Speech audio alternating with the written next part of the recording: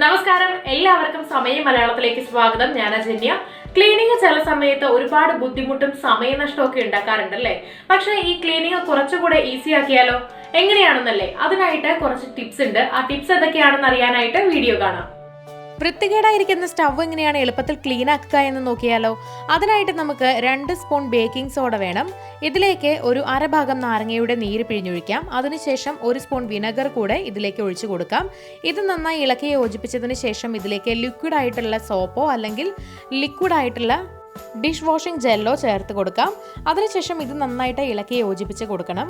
ഇത് തയ്യാറായി കഴിഞ്ഞിട്ടുണ്ട്. അപ്പോൾ ഇനി നമുക്ക് നമ്മുടെ സ്റ്റവിൻ്റെ ഇളക്കി മാറ്റാൻ പറ്റുന്ന ഭാഗങ്ങളൊക്കെ ഇതുപോലെ മാറ്റുക. അപ്പോൾ ഇതിൻ്റെ റിംഗ് ഒക്കെ നോക്കിയാൽ തന്നെ അറിയാം, നല്ല കറ പിടിച്ചാണ് ഇരിക്കുന്നത്. ഇതൊക്കെ നമുക്ക് ക്ലീൻ ചെയ്യാനുള്ളതാണ്.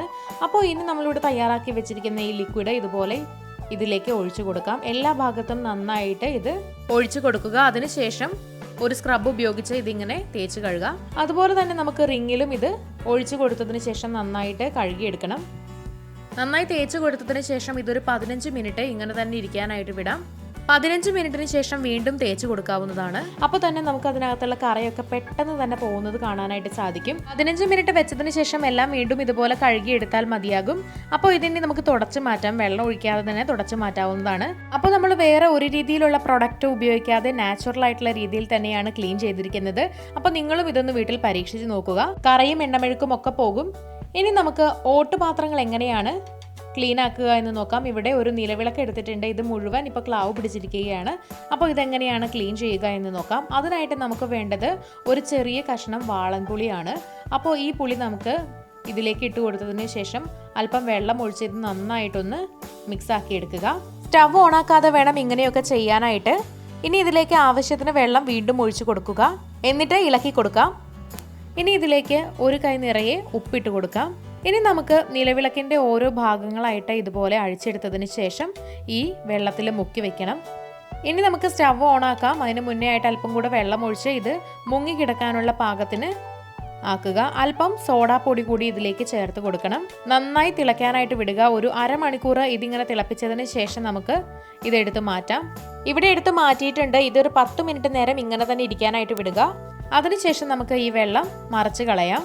ഇനി ഇത് കഴുകുമ്പോൾ വളരെ സിമ്പിളായിട്ട് നമുക്ക് കഴുകിയെടുക്കാൻ പറ്റും. അപ്പോൾ ഇത് കഴുകാനായിട്ട് ഞാനിനി ചാരമാണ് ഉപയോഗിക്കുന്നത്. വേറെ രീതിയിലുള്ള ഒരു കെമിക്കലും ഉപയോഗിക്കുന്നില്ല.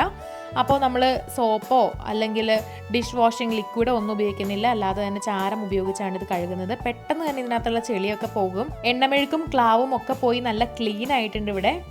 ഇതുപോലെ തന്നെ നമുക്ക് ബാക്കി എല്ലാ ഭാഗങ്ങളും ചാരം ഉപയോഗിച്ച് ക്ലീൻ ചെയ്തെടുക്കാം. അപ്പോൾ ഉള്ളിലുള്ള ക്ലാവൊക്കെ പോയിട്ടുണ്ട്, നല്ല വൃത്തിയായിട്ടുണ്ട്. അപ്പോൾ നമ്മൾ നിലവിളക്കിൻ്റെ എല്ലാ ഭാഗങ്ങളും ഇതുപോലെ ക്ലീൻ ചെയ്തെടുത്ത് കഴിഞ്ഞു. ആദ്യം കണ്ടതിൽ നിന്നും നല്ല വ്യത്യാസം ഉണ്ടല്ലേ. അപ്പോൾ ഓട്ടുപാത്രങ്ങൾ ക്ലീൻ ചെയ്യാൻ ഇനി ഈ ഒരു മെത്തേഡ് യൂസ് ചെയ്താൽ മതിയാകും. വേറെ ഒരു രീതിയിലുള്ള കെമിക്കലും അതിനായിട്ട് ഇനി യൂസ് ചെയ്യേണ്ട കാര്യമില്ല. എണ്ണമെഴുക്കും ക്ലാവും ഒക്കെ പിടിച്ചിട്ടുള്ള നിലവിളക്ക് വരെ വൃത്തിയാക്കി എടുക്കാൻ സാധിച്ചിട്ടുണ്ട്. അപ്പോൾ ഈ സിമ്പിളായിട്ടുള്ള മെത്തേഡ് നിങ്ങളും നോക്കുക. ഇനി എങ്ങനെയാണ് വളരെ വൃത്തികേടായിരിക്കുന്ന മിക്സി വൃത്തിയാക്കുക എന്ന് നോക്കിയാലോ? ഒരുപാട് ഉപയോഗിച്ചതിന് ശേഷം വളരെ വൃത്തികേടായിട്ടാണ് ഈ മിക്സി ഇരിക്കുന്നത്. അപ്പോൾ നമുക്ക് ഇതിന് വേണ്ടത് പേസ്റ്റ് മാത്രമാണ്. ഒരു ബ്രഷിൽ അല്പം പേസ്റ്റ് എടുത്ത് ഇതുപോലെ എല്ലായിടത്തും നന്നായി തേച്ച് കൊടുക്കുക. വീട്ടിലുള്ള വെളുത്ത കളറിലുള്ള പേസ്റ്റ് ഉപയോഗിച്ച് ഇതുപോലെ എല്ലാ ഭാഗവും ക്ലീൻ ചെയ്തെടുക്കാം. വെള്ളം പോലും നമ്മൾ ഇത് ക്ലീൻ ചെയ്യാനായിട്ട് ഉപയോഗിക്കുന്നില്ല.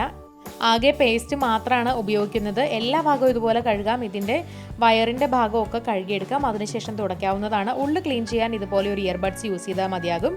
കണ്ടില്ലേ, വളരെ പെട്ടെന്ന് തന്നെ നമ്മൾ വെള്ളം പോലും യൂസ് ചെയ്യാതെ ഇത് ക്ലീൻ ചെയ്തെടുത്തിട്ടുണ്ട്. ഒരു കോട്ടൺ തുണി ഉപയോഗിച്ച് ഇതുപോലെ തുടച്ചു കൊടുത്താൽ മതിയാകും. എല്ലാ കറയും അഴുക്കും ഒക്കെ പോകുന്നതായിരിക്കും. ഒരുപാട് കറയൊക്കെയുള്ള മിക്സി ഇതുപോലെ പുതിയതുപോലെ കിട്ടാനായിട്ട് നിങ്ങളും തീർച്ചയായിട്ടും ഇതൊന്ന് പരീക്ഷിച്ച് നോക്കുക. സമയലാഭവും ഉണ്ടാകും. വളരെ പെട്ടെന്ന് തന്നെ കറ പോവുകയും ചെയ്യും. ഇനി വൃത്തികേടായിരിക്കുന്ന ഭിത്തി എങ്ങനെയാണ് ക്ലീൻ ആക്കുക എന്ന് നോക്കിയാലോ? ടൈലൊക്കെ ഇട്ട ഭിത്തിയാണെങ്കിൽ പെട്ടെന്ന് തന്നെ കറയൊക്കെ ആകും. അപ്പോൾ അത് മാറാനായിട്ട് നമുക്ക് വേണ്ടത് ഒരു ചെറുനാരങ്ങയുടെ പകുതി ഭാഗത്തിൻ്റെ നീര് എടുക്കുക. ഇതിലേക്ക് നമുക്ക് അല്പം ഉപ്പ് ചേർത്ത് കൊടുക്കാം. ഒരു 2 സ്പൂൺ ഉപ്പ് ചേർക്കണം. അതിനുശേഷം 1 സ്പൂൺ വിനെഗർ ചേർത്ത് കൊടുക്കാം. ഇനി ഇതിലേക്ക് നമുക്ക് ചേർക്കാനുള്ളത് അല്പം ഫ്ലോർ ക്ലീനർ ആണ്. അല്ലെന്നുണ്ടെങ്കിൽ ലിക്വിഡ് ആയിട്ടുള്ള സോപ്പ് ചേർത്ത് കൊടുത്താലും മതിയാകും. ഇത് നന്നായിട്ട് ഇളക്കി യോജിപ്പിച്ച് കൊടുക്കുക. നല്ല ഡീപ്പായിട്ട് ക്ലീൻ ചെയ്യാനായിട്ട് ഇതെല്ലാം സഹായിക്കുന്നതായിരിക്കും. ഇത് ഇതുപോലൊരു സ്പ്രേ ബോട്ടിലേക്ക് ഒഴിച്ച് സൂക്ഷിക്കാവുന്നതാണ്. ഇനി ഇതെങ്ങനെയാണ് ഉപയോഗിക്കുക എന്ന് നോക്കാം. അതിനായിട്ട് നമുക്ക് വൃത്തികേടായിരിക്കുന്ന ഭിത്തിയിൽ കൊണ്ടുപോയിട്ട് ഈ ഒരു സ്പ്രേ ബോട്ടിലിൽ വെച്ച് ഇതിങ്ങനെ സ്പ്രേ ചെയ്ത് കൊടുക്കാം. അതിനുശേഷം നിങ്ങൾക്ക് ഒരു ബ്രഷ് ഉപയോഗിച്ചുകൊണ്ട് ഇങ്ങനെ ക്ലീൻ ചെയ്യാവുന്നതാണ്. ഒരുപാട് നമ്മൾ പ്രഷർ കൊടുക്കാതെ തന്നെ പെട്ടെന്ന് തന്നെ ചെളിയൊക്കെ പോവും. ഇങ്ങനെ തേച്ച് കഴുകി കഴിഞ്ഞാൽ നമുക്ക് വെള്ളം ഒഴിച്ച് കഴുകാവുന്നതാണ്. അപ്പോൾ നല്ല ക്ലിയർ ആയിട്ട് നമുക്ക് ഈ ഒരു ടൈലുള്ള ഭിത്തി കിട്ടും. അപ്പോൾ നിങ്ങൾ തീർച്ചയായിട്ടും ഈ വീഡിയോ ഒന്ന് പരീക്ഷിച്ച് നോക്കുക. ക്ലീൻ ആക്കാൻ ബുദ്ധിമുട്ടുള്ളവ എങ്ങനെയാണ് എളുപ്പത്തിൽ ക്ലീൻ ആക്കുക എന്ന് കണ്ടില്ലേ? അപ്പോൾ നിങ്ങളും ഇതൊക്കെ ഒന്ന് പരീക്ഷിച്ച് നോക്കുക. വീഡിയോ എല്ലാവർക്കും ഇഷ്ടമായെന്ന് വിചാരിക്കുന്നു. ഇഷ്ടമായെങ്കിൽ തീർച്ചയായിട്ടും ലൈക്ക് ചെയ്യുക, ഷെയർ ചെയ്യുക, കമന്റ് ചെയ്യുക. ഇതുപോലുള്ള കൂടുതൽ വീഡിയോകൾക്കായി സമയം മലയാളം സബ്സ്ക്രൈബ് ചെയ്യുക.